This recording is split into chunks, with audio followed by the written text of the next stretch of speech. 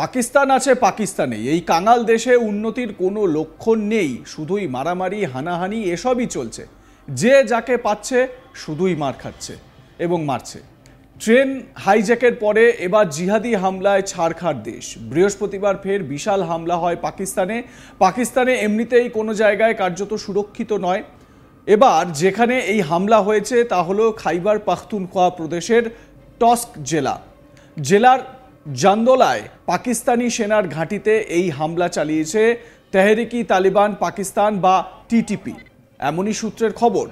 প্রথমে আপনাদের ভিডিওটা একটু দেখাই, যখন এই বিস্ফোরণটি হয় তারপর কিরকম হুলস্থুল বেঁধে যায় ওই এলাকায়, দেখুন।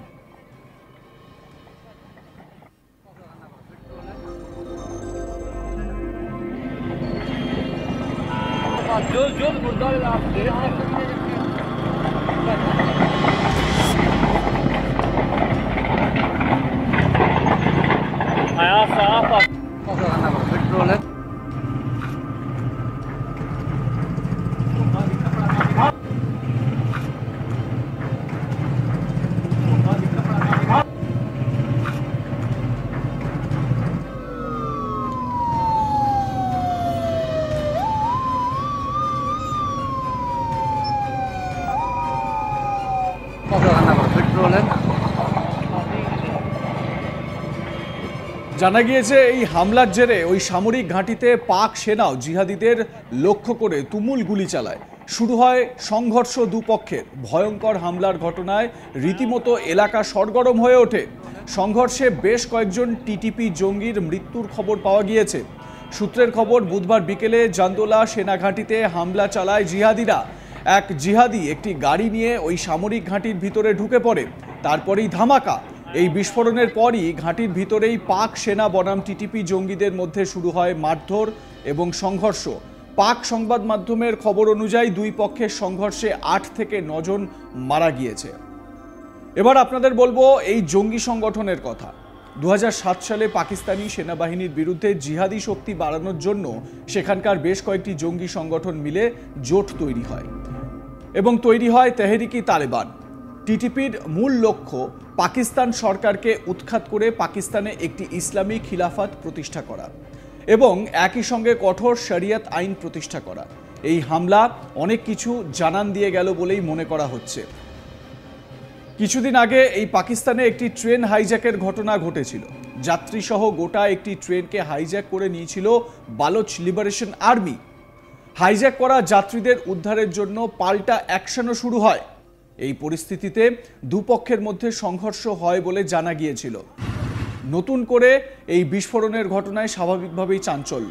ইতিমধ্যেই এই ট্রেন হাইজ্যাকের যে প্রত্যক্ষদর্শী যারা, তারা বলছেন তাদের কয়েকজনের সঙ্গে কথাও বলা যায় সংবাদ মাধ্যমের তরফে এবং তাদের বক্তব্যও সামনে আসে। তারা মুখ থেকে এই ঘটনার যে বিবরণ দিয়েছেন তা শুনলে কার্যত হাড় হিম হয়ে যাবে। এক ব্যক্তি জানাচ্ছেন, সবাই চিৎকার করছিলেন, প্রাণে বাঁচতে কেউ কেউ শুয়ে পড়েছিলেন। তিনি বলছেন যে তিনিও শুয়ে পড়েছিলেন। আমি অনেককে নিচে নামতে বললাম, কেউ নামছিলেন না। আমি আমার সন্তানদের নিয়ে নিচে নামি, আমি নামার পর আমায় ছেড়ে দেয়, সন্তানদের ছেড়ে দেয়, আমার স্ত্রীকেও ছেড়ে দেয় ওরা। অপর এক প্রত্যক্ষদর্শী বলেন, হঠাৎই ঠাঁই ঠাঁই শুরু হয়ে যায়, অর্থাৎ গান চলা শুরু হয়ে যায়। আল্লাহ রক্ষা করেছেন।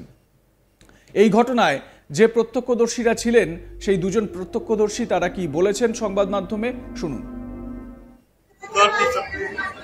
लोग चीख रहे थे, गाड़े मार रहे थे, बस कुछ लेट गए, हम भी लेट गए, पूरी ट्रेन में सब लोग लेट गए कि अपनी जान बचे। बदबाई से कुछ फायरिंग हुई, ब्लास्ट हुए। उसके बाद हमें कहा कि आप लोग नीचे उतरे। लोग नहीं उतर रहे थे, मैं अपने बच्चों को लेके उतर गया। मैंने कहा जब वो कह रहे उतरो तो फिर तो उतरो ना, अंदर आके मारना शुरू करेंगे फिर क्या करेंगे। हम लोग उतरे, खैर उसने मेरे बच्चों को भी छोड़ दिया, मुझे भी छोड़ दिया, मेरी घरवाली को भी छोड़ दिया। उसने कहा पीछे मुड़ के नहीं देखना चाहिए। क्या हुआ?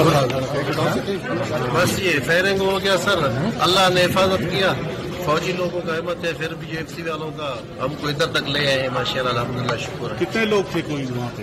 जी कितने लोग थे कोई पता नहीं है इतना। उधर हुआ क्या था? हाँ इतना पता नहीं है, बस बहुत है, गिनती से भी ज्यादा।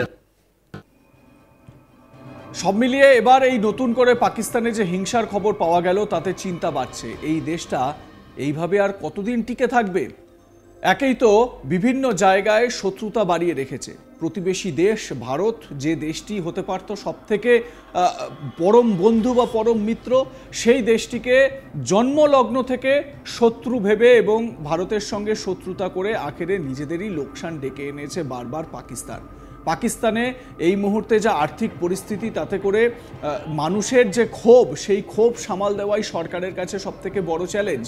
তার মধ্যে এই ধরনের মিলিটেন্ট আক্রমণ বা জঙ্গি নাশকতার মতন বিভিন্ন ঘটনা যেগুলো ঘটছে, সেটা একটা উদ্বেগের বিষয় তৈরি করছে পাকিস্তানের অভ্যন্তরে।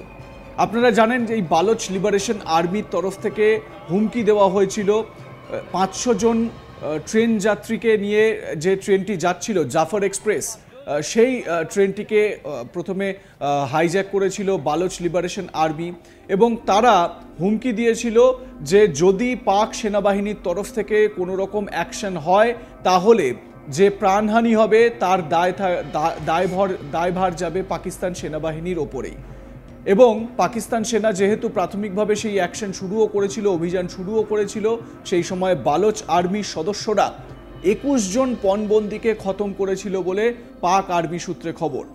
যদিও পাক আর্মি দীর্ঘক্ষণের প্রচেষ্টার পর, দীর্ঘ লড়াইয়ের পর ট্রেনের প্রত্যেকটা কম্পার্টমেন্টে ঢুকে ঢুকে এই জিহাদিদের খতম করেছে বলে খবর পাওয়া গিয়েছে। তবে পাক আর্মির কতজন সেনা শহীদ হয়েছেন বা কতজন মারা গিয়েছেন সে বিষয়ে কিছু জানতে পারা যায়নি।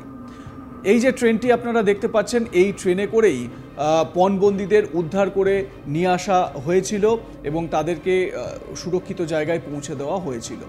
কিন্তু নতুন করে এই যে টিটিপির যে ব্লাস্ট, যে বিস্ফোরণ খাইবার পাখতুনখোয়া প্রভিন্স এই জায়গাটায়, সেটা কিন্তু পাকিস্তানের জন্য বড় মাথা ব্যথার কারণ হয়ে দাঁড়াচ্ছে। কোনোভাবে এই খাইবার পাখতুনখোয়া এই জায়গাটি, পাহাড়ে ঘেরা যে জায়গা, এই জায়গাটি পুরোপুরি পাকিস্তানের থেকে আলাদা হয়ে যাবে না তো? স্বাভাবিকভাবে এই চিন্তা কোথাও না কোথাও শাহবাজ শরীফের সরকার শুরু করে দিয়েছে। আপনারা বিস্ফোরণের মাত্রাটা দেখলেই কিন্তু বুঝতে পারবেন যে কি ভয়ঙ্কর অবস্থা তৈরি করার চেষ্টা করেছিল টিটিপি। একবার দেখুন কীরকম পরিস্থিতি তৈরি হয়েছিল গোটা এলাকা জুড়ে। ছোটোখাটো যে কোনো একটা বিস্ফোরণ সেরকম নয়, ভয়ঙ্কর ভারী বিস্ফোরণ ঘটায় এই টিটিপি বা তেহরিকি তালিবান জঙ্গিরা।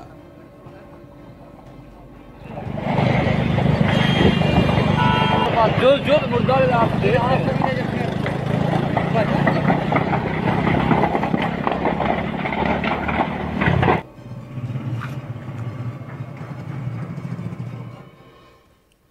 লাইক কমেন্ট শেয়ার করুন, দেখতে থাকুন আজ তাক বাংলা। সাবস্ক্রাইব করুন আমাদের ইউটিউব চ্যানেলটি, বেল আইকন প্রেস করুন নোটিফিকেশন পেতে।